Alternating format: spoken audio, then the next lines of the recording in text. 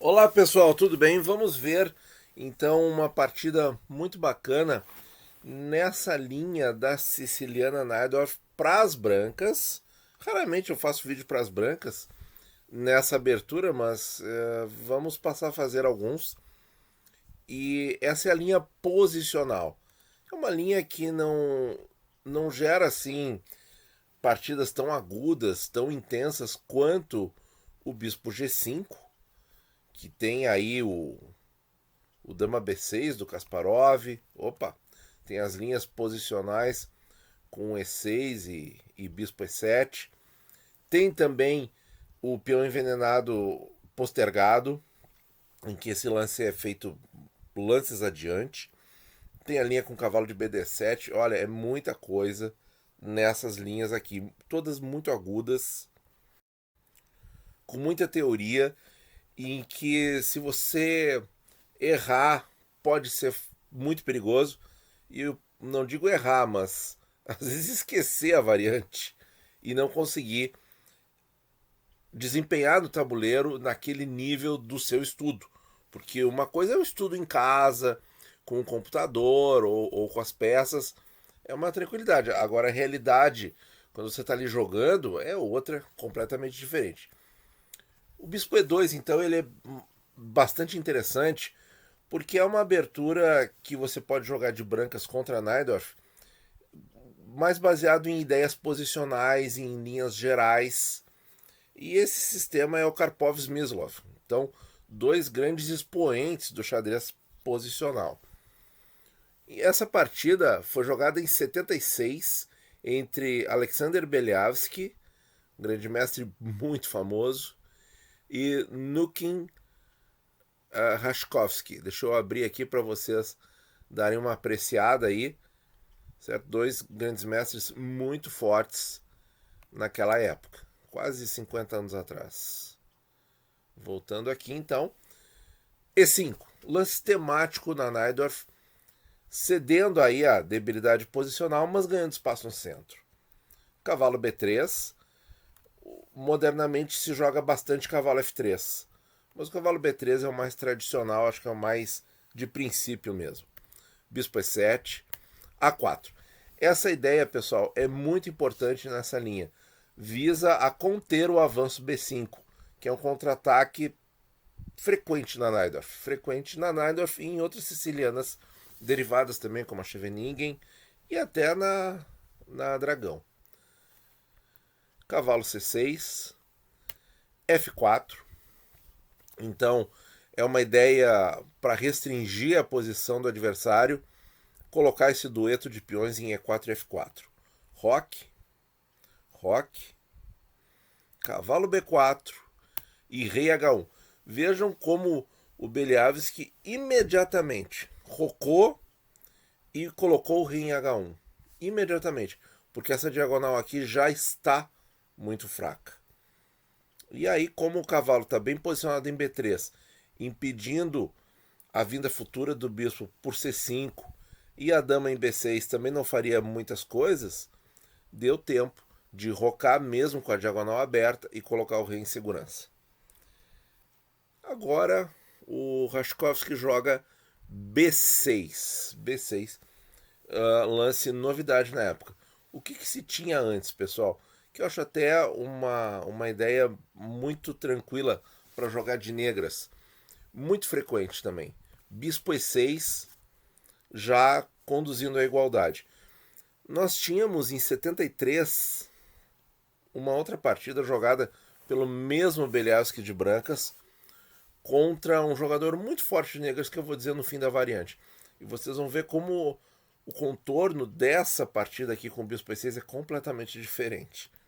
Bispo E6, F5, Bispo D7, Bispo G5, Bispo C6. Então, Bispo, o jogador das negras conseguiu trazendo o Bispo para E6? Conseguiu congelar um pouquinho a estrutura no flanco rei e ele trouxe de volta o Bispo para a grande diagonal. Na partida que nós estamos vendo em questão, esse bispo vem para a grande diagonal, mas ele vem por B7. Bispo F6, Bispo F6, Bispo C4, Torre C8, Dama E2, Dama C7, Torre de F para D1, todos lances muito fáceis de jogar, tudo muito fácil de entender. Torre de F para D8, cavalo D2, cavalo por C2, torre de AC1. E aqui acabou a amostra da partida que o informador aqui deu. O jogador de negras é ninguém mais ninguém menos que Mikhail Tal. E ele ganhou a partida. Talvez o cavalo volte aí por D4. Vejam aí que realmente aqui o bispo vindo para C4 não ajudou muito aqui. E aí o cavalo recuou para D2, deixando o peão no ar. E aí o cavalo negro volta muito bem pelo centro. Então vejam, pessoal, uma única manobra, essa manobra do bispo aqui, permitiu com que o flanco rei ficasse congelado. Vocês vão ver a diferença disso para a partida que a gente está olhando. Ideia do tal com o bispo E6, muito mais interessante. Voltando então, B6, bispo E3, bispo B7. Então o bispo acabou parando na longa diagonal, mas reparem que a tensão central ainda está presente. Isso é bastante importante. Bispo D3, e aí ele coloca o bispo numa casa que defende o peão de C2. Então, quer dizer, o cavalo para B4 não é um lance tão em vão assim.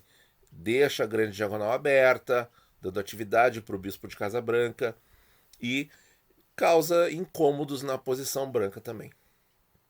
Dama C7, Dama E2 e D5, o grande lance libertador das negras, e já ameaçando D4.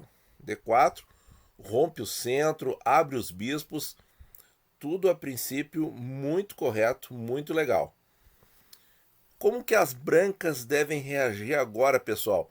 Pode dar uma pausa e tentar pensar esse lance aí, porque vejam só, as negras estão abrindo o seu jogo e tem uma ameaça muito importante aqui de avançar o peão para D4, dando um garfo nas nossas peças menores. Então, qual é a jogada aqui para as brancas? Muito bem, pessoal. Não é tão difícil assim, é um lance que exclama na posição. F por E5. Então, desmonta o dueto central de peões pretos e desloca uma peça defensora muito importante, que é o cavalo de F6.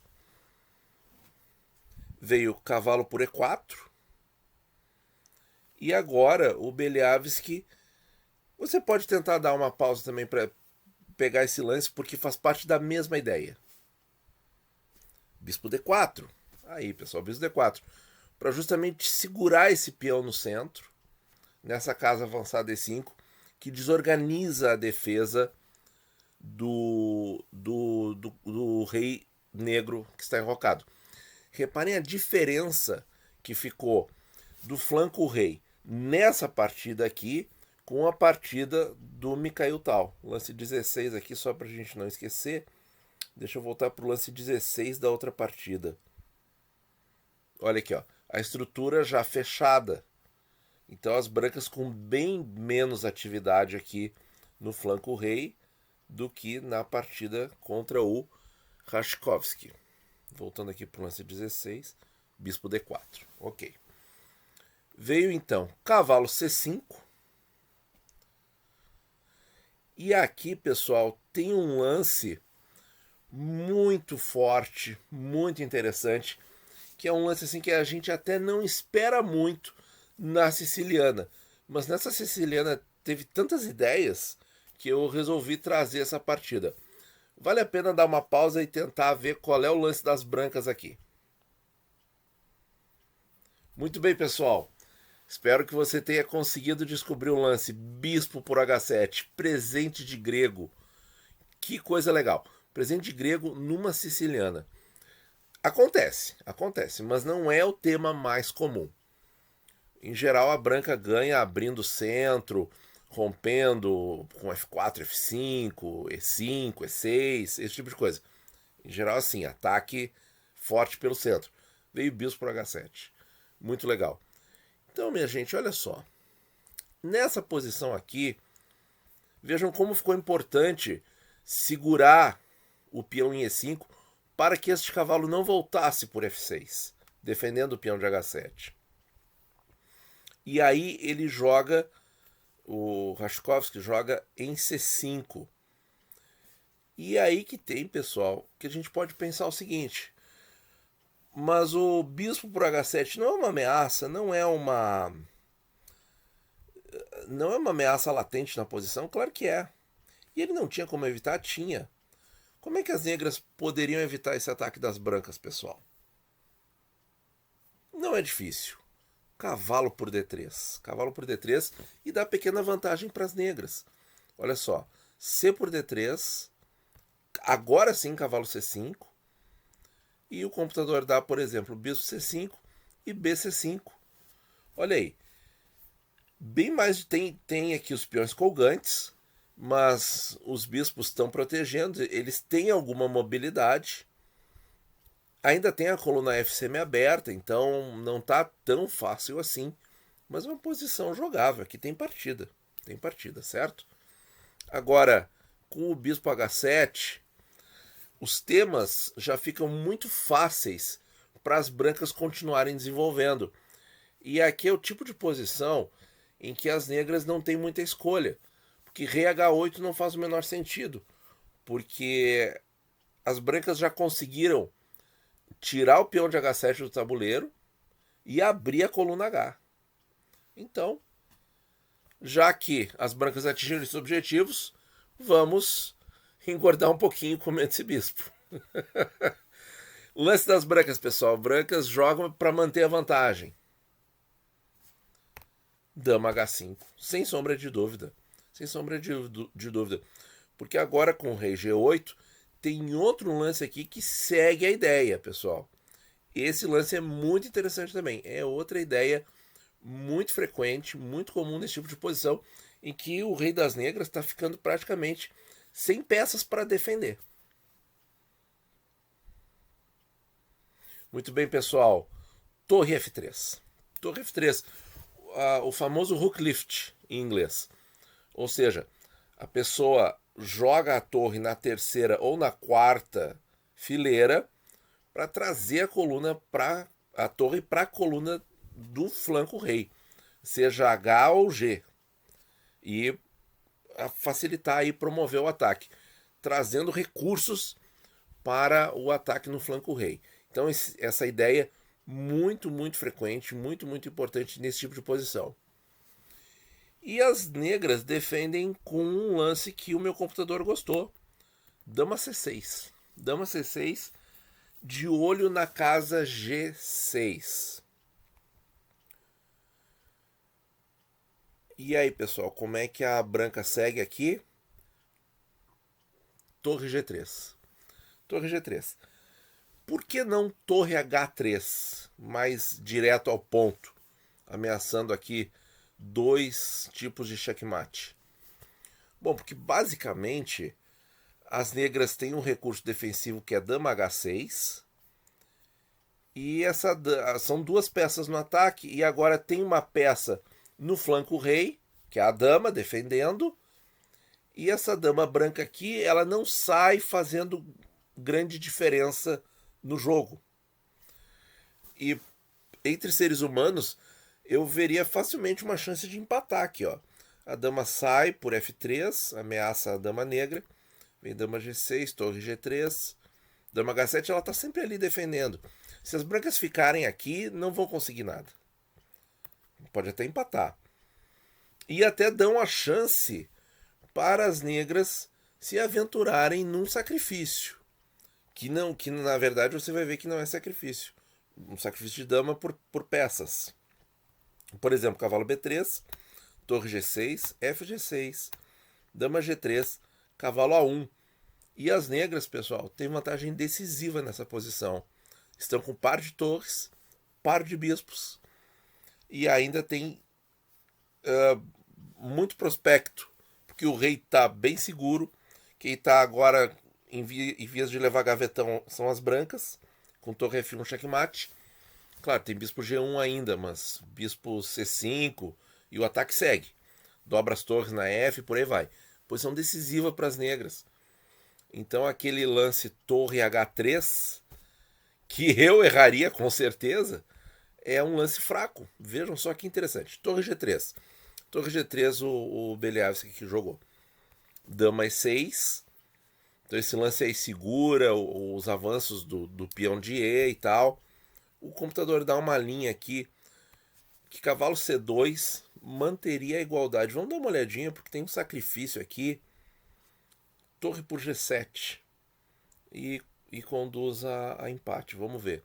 Rei G7, E6, cheque é descoberto do bispo. F6, dama G4, rei H6, dama H4, rei G7, dama G4 aqui empatou. Aqui empatou. Então, se fosse interessante pro torneio, pro jogador de brancas, talvez o empate servisse, mas ele queria ganhar. E aí, pessoal, só que esse tipo de sacrifício aqui tem uma ideia muito forte, que é o seguinte: a principal peça que em seguida vem para defender o rei é a dama. E quando tem esse tipo de sacrifício com o cheque descoberto, eu vejo aqui que o tema mais didático é o peão trancando o retorno da peça defensora. Só que, infelizmente, as peças brancas não são suficientes para o checkmate aqui. Se tivesse, de repente, uma outra torre pela terceira ou pela quarta fileira, talvez a conversa fosse outra. Mas essa ideia aqui de o sacrifício de torre para bloquear o retorno da dama adversária é muito interessante quando nós temos ataques no flanco rei. Bem, então as negras não jogaram cavalo por C2, certo? Para ganhar aquele peão ali. Jogaram dama E6, bloqueando esse avanço aqui, tirando todas as ideias de sacrifício e desse descoberto e desse bloqueio também. Então essa jogada aí foi muito legal.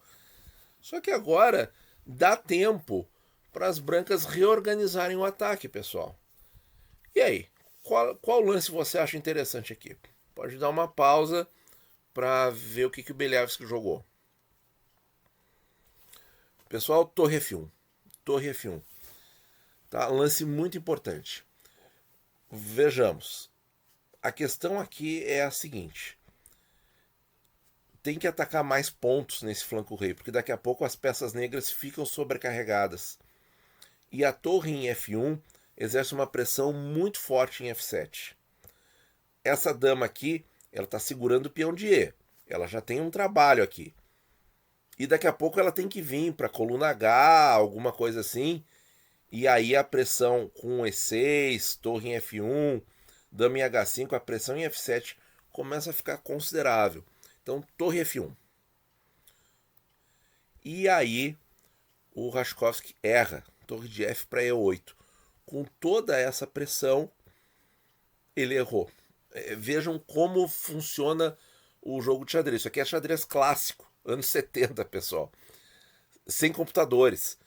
Então, você vê como funciona a mente do jogador humano, em que ele sucumbe aqui e faz um erro praticamente básico aqui, onde o Beliavski montou toda a pressão no flanco rei e aí o jogador pressionado se defende mal.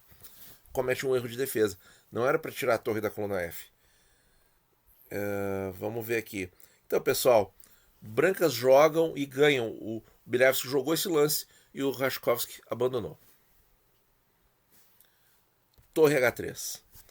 Torre H3 ameaçando o checkmate. E aqui, vejam como o lance dama H6 não tem mais sentido porque F7 cai.